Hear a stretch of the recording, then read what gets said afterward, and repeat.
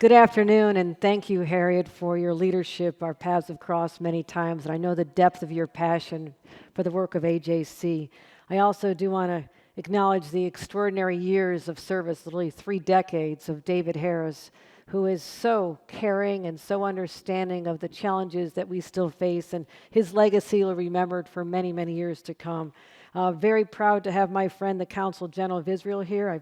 We've met many times. Consul General Ambassador Zamir, I want to thank you for meeting me in my office, meeting me at the Celebrate Israel Parade, and literally every week I feel like we're connecting. But that's important because you're such an important part of our connection to Israel.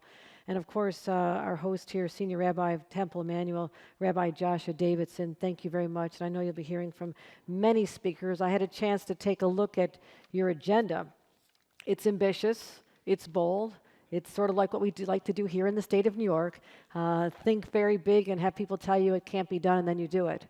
And I'm putting the weight of responsibility on your shoulders this evening to help us in government break through where we've not been successful before, to help understand how we can partner even more closely to not just espouse, but actually act upon our shared values, our understanding of the unique relationship between Israel and the state of New York, something of which we're very proud, but also how we stem the specter of hate and its rise in our society today. So I put that on you.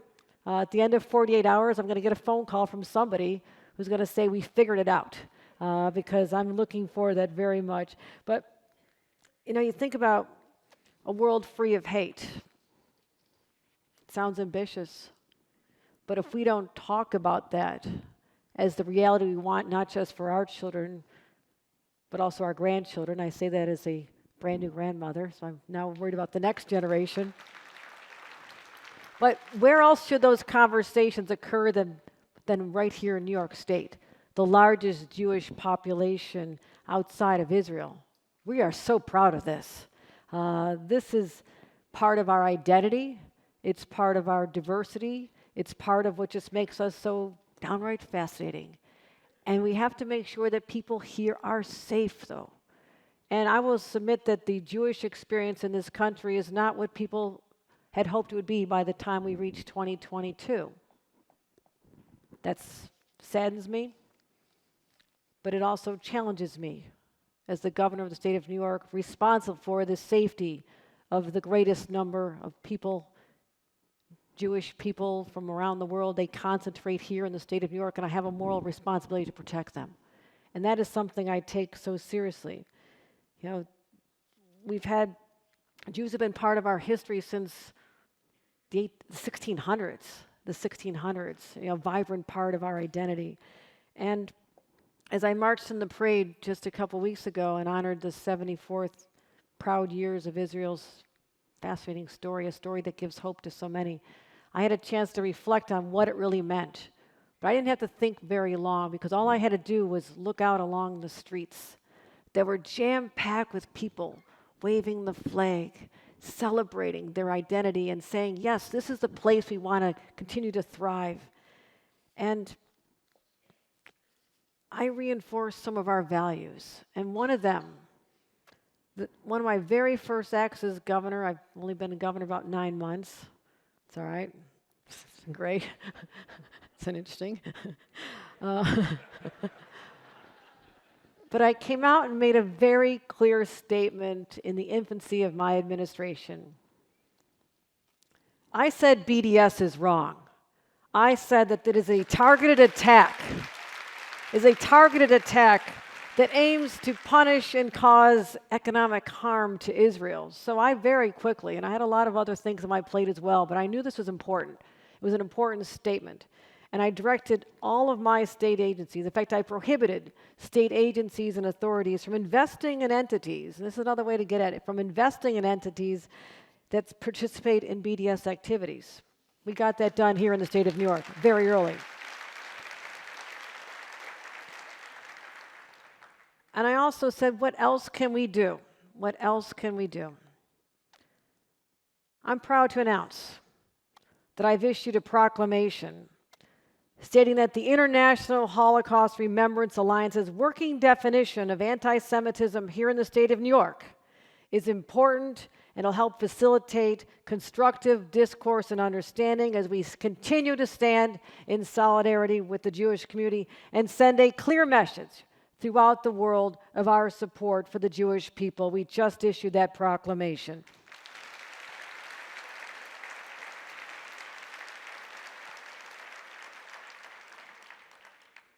It's hard to have to focus on the negative, but you have to call out a problem before you can solve it. And to know that there have been over 660 incidences of anti-Semitism in 2021 alone, and they're still on the rise. As a human being, it hurts because I have always said an attack on one is an attack on all of us, and there are 20 million of us. So attacking one individual, you're picking a fight with 20 million New Yorkers. Do you really want to do that? Well, those who do will find there are consequences. There are consequences. And that is what we have to continue to do. I also want to say, to increase awareness and understanding of discrimination and contemporary style of discrimination. And I mention this because I had the fascinating opportunity to speak to 10 women, all about the ages of 75 to about 95. What they shared in common is that they're all Holocaust survivors. And I sat down with them and we talked and we talked. And they told me their different stories about having their childhood robbed from them, that they grew up very different people because they didn't know innocence and love at an early age. But they also demonstrated and taught me the power of resilience and the testament to the human spirit that these women still gathered all these decades later to have that sense of camaraderie. And I said, we're going to continue funding programs to help these individuals because it also was heartbreaking to learn that 40% of the Holocaust survivors living in this city were living in poverty. I said that is a disgrace. But one thing that I heard from one of them, the women, she says she's frightened because she's starting to see the signs today in our society of what she knew about as a child living in Europe before Hitler committed his crimes against humanity. And I said, we need to pay attention to this.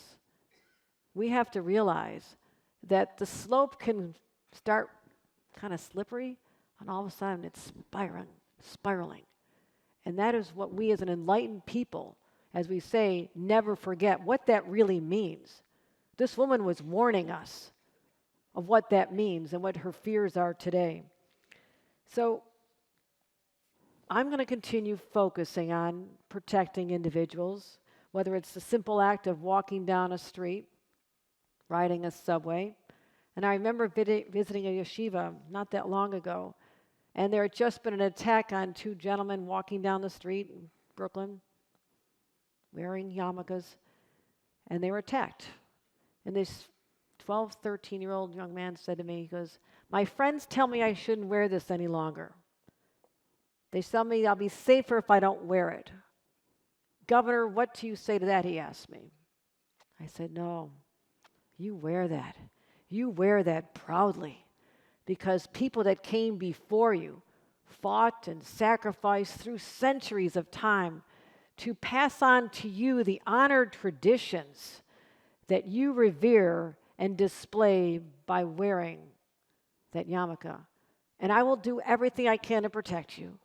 We have allocated more money for the protections of synagogues and yeshivas. But I thought of that young man, and I'll never get his worry out of my head as I think about other ways we can fight to protect. So I want him to know that we will not bow to hatred. He should not bow to hatred. He should stand up tall and proud. I also think about a verse from the Ethics of the Fathers. It says, it is not your duty to finish the work, but neither are you at liberty to neglect it. People in positions of power and elective office, from governors down to local, and in Washington for sure, You cannot neglect it. And so I talk about my responsibility, holding people accountable, supporting victims of these despicable acts, as I mentioned, investing money. But the pain comes from two sources. We know this. White supremacy, yes, it is flourishing on social media. I come out of very humble beginnings as an Irish Catholic in Buffalo, New York, grandchild of very impoverished immigrants who came here like all of your families, ancestors, in search of that American dream.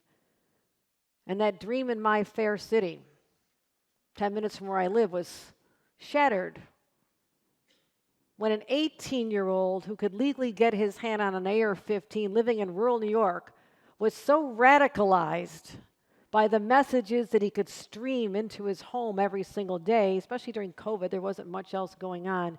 And he became radicalized, became a disciple of this hate speech. And he determined that he believed in the replacement theory, which we heard chanted in the streets of Charlottesville.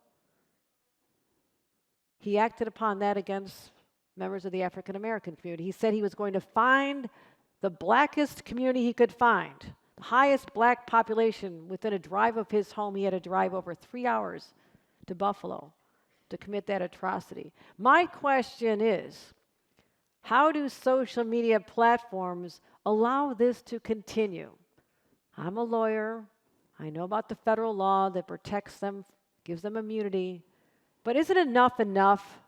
Isn't it time we stand up and say no more? How much longer do we have to say it's okay to spread hatred and anti-Semitism and white supremacy on social media networks so people can literally emulate and rewrite manifestos that are written, as happened in this case as he parroted the language from the Christ King massacre a number of years ago?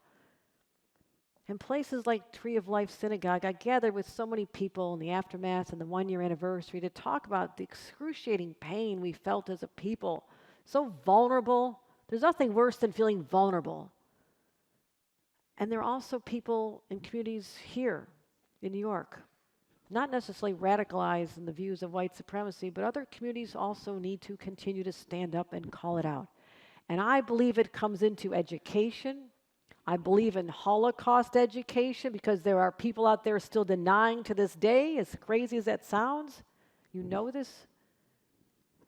We can all go to places and learn the culture and the history, but what about the children in communities where their parents aren't taking them to those places? How are they supposed to learn the true story?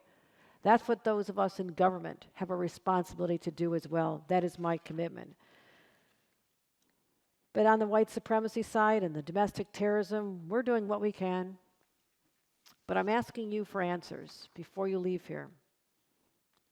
Let me pose one question. None of this is in the beautiful notes my staff wrote. I don't really follow a script at all. If you're governor of the state of New York, what would you do? What would you do? Bring me your best ideas.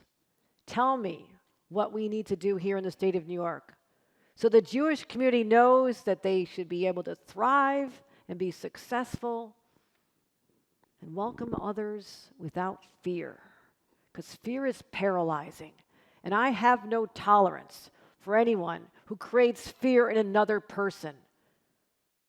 And I was taught in my social justice Catholic household, what you do for the least of my brothers, you do unto me. And that's how I conduct my life as a public servant. That's how I know all of you who care enough to be here today. You're not doing this for yourselves, you're doing it for the next generation.